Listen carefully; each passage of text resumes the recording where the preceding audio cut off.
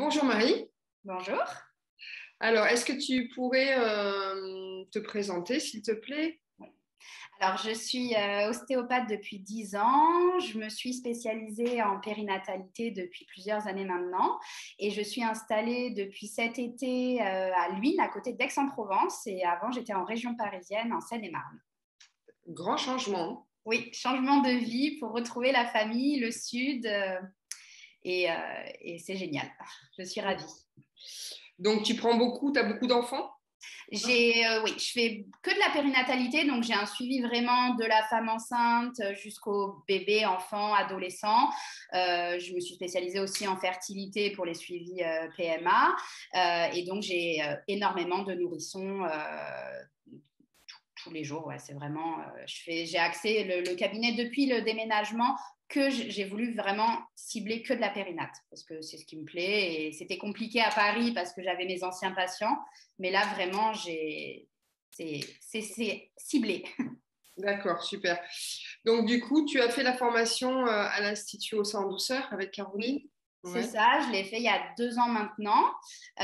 Et du coup, j'ai eu très rapidement beaucoup de problématiques de freins restrictifs. Alors, au début, c'est vrai qu'avant la formation, bah, je passais à côté et je pense que bah, dans la prise en charge, il me manquait énormément de choses. Et là, depuis que j'ai fait cette formation, ça m'a vraiment permis déjà de comprendre, enfin moi, ce qui m'a vraiment changé, c'est le travail en réseau. Le travail pluridisciplinaire, cette prise en charge avec les conseillères en lactation, les orthophonistes, les kinés, les sages-femmes, enfin, c'est vraiment déjà enrichissant personnellement, professionnellement et pour le parent. Je trouve que c'est rassurant de voir que plusieurs professionnels travaillent ensemble, ont le même discours. Ça, c'est très, très important. Et du coup, bah, la prise en charge est meilleure, quoi, effectivement.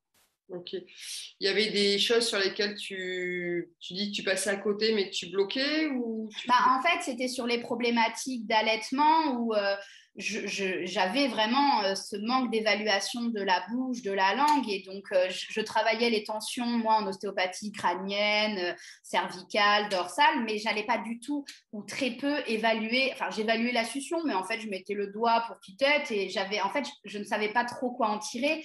Et maintenant, bah voilà, je suis capable vraiment d'évaluer cette bouche et de pouvoir réorienter, de pouvoir conseiller les parents sur la prise en charge, les exercices à faire.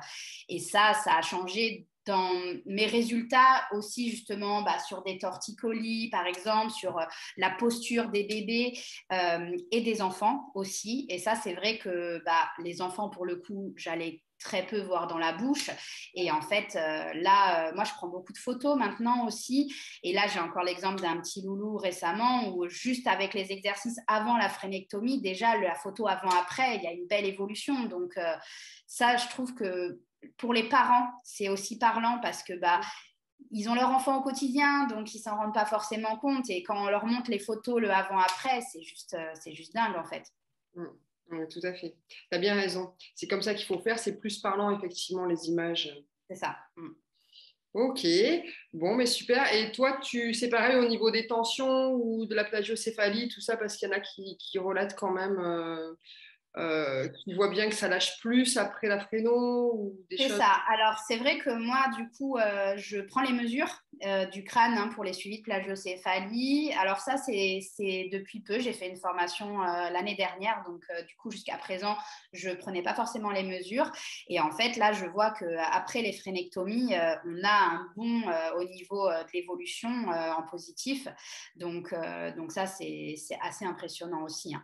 Mais après, moi, vraiment, ce que je trouve assez impressionnant, c'est déjà, avant même la frénectomie, les exercices, le fait de la régularité et ce que j'essaye de faire passer comme message aux parents, de vraiment préparer l'enfant. Et j'ai vraiment vu une grosse différence entre les enfants qui arrivent chez moi où on les prépare avec la conseillère en lactation, l'orthophoniste, qui font une frénectomie, et ceux qui des fois arrivent, ils ont eu une fréno la veille, ils se retrouvent chez l'ostéo et en fait, il n'y a pas eu d'exercice, il n'y a pas eu tout ça.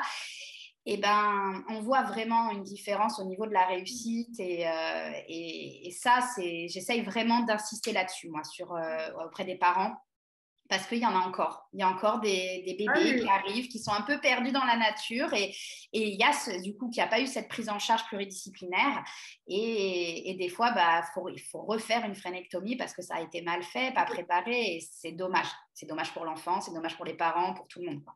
Ouais. Non, mais tu as raison, là, c'est capital, hein, la préparation de toute Ouais. façon. Ça, c'est sûr. Et c'est ce que je dis toujours, alors moi j'aime bien dire ça, c'est que je dis aux parents, on prépare bébé, mais on les prépare eux aussi, parce que c'est vrai qu'il faut que le parent soit prêt aussi à faire ces exercices après la frénectomie. Et donc c'est vraiment un travail d'équipe. Moi j'aime bien inclure les parents pour qu'ils comprennent que c'est pas que l'ostéo, c'est pas que l'ORL ou le dentiste, c'est eux aussi, ils vont avoir un gros rôle à jouer dans avant et après. Et c'est ce que je leur dis, je prépare bébé, mais on vous prépare vous aussi pour la frénectomie de votre enfant. Qu'ils soient bien à l'aise avec les exercices, effectivement. Exactement, c'est ça, c'est ça. Ok, ben écoute, merci beaucoup Marie pour ton témoignage. Bah, je t'en prie. Et puis, plein de belles consultations avec tous ces petits. Merci beaucoup. À bientôt. Au À revoir. bientôt, au revoir Marie.